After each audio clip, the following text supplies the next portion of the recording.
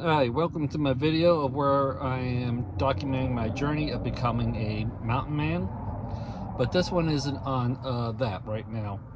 I'm on my way home from family Thanksgiving. So while I was in my hometown where I'm from, of Yuma, I decided to stop by and check out the Yuma Territorial Prison.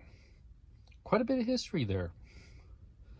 Not much left of the place, except for a cell block and some of the holding areas.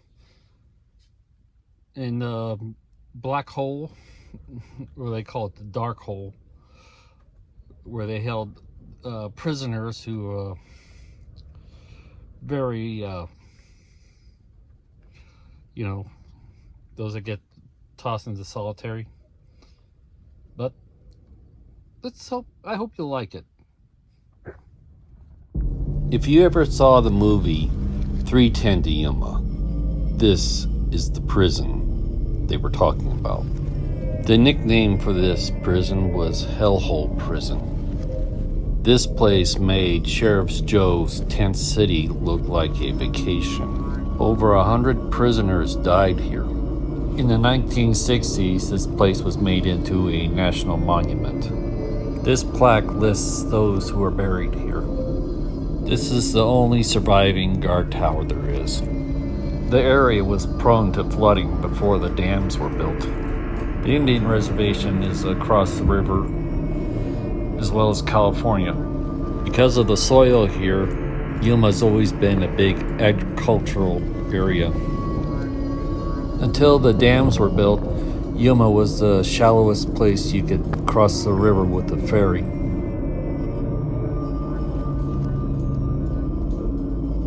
The Yuma Territorial Prison closed its doors on September 15, 1909. The iconic watchtower for the prison was also the well.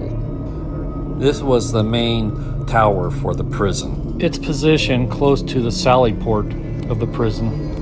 The sally port was the only way into the prison. After 33 years, it's seen some notorious outlaws of its time. This is the prison you did hard times in, because it was the prisoners who were building the prison. The prison had 3,669 prisoners.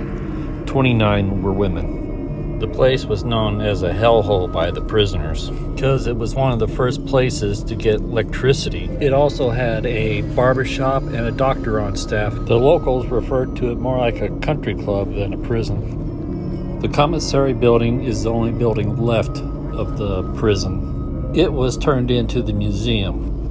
The cells could hold up to 6 people each. I call it a mockery, a travesty on justice. But as a good American, I accepted the 6-month sentence. There's nothing bad. Superintendent Ingalls recognized me as a leader of men and asked me to help out with some of the more difficult prisoners. This prison shows the conditions that the prisoners had to face.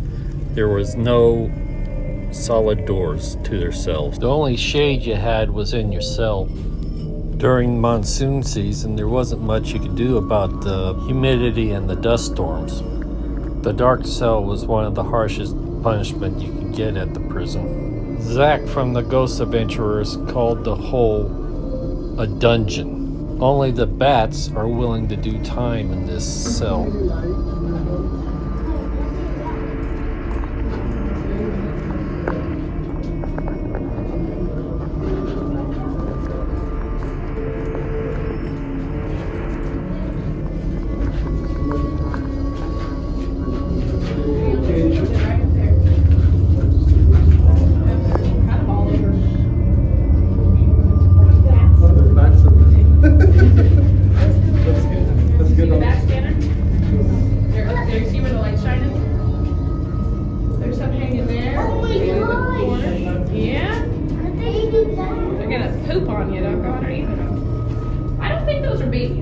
These strap bars are the only thing left of the cell that was in the hole. An infraction can get you thrown in the hole. Some left the hole as model prisoners. Others were never the same again. The longest time somebody stayed in the hole was 105 days. The cell was only about 5 feet tall. The youngest prisoner at the prison was 14, oldest was 88. Many individuals stayed here. The United States has 30 different types of venomous snakes, which 14 are in Arizona. That's not counting the poisonous insects. In case of an escape or an emergency, the prison bell was the alarm. With the combined weight of the carriage, the bell weighed about 800 pounds. Because of the construction of the railroad in Yuma High School, over a third of the prison was destroyed in 1924 with the railroad, where part of the adobe walls went into the high school's athletic field. Thanks to historical and preservation societies, 1/4 of the prison remains. If you were illiterate in serving time here, you would have left being able to read and write. For a time after the prison closed, it became the Yuma High School.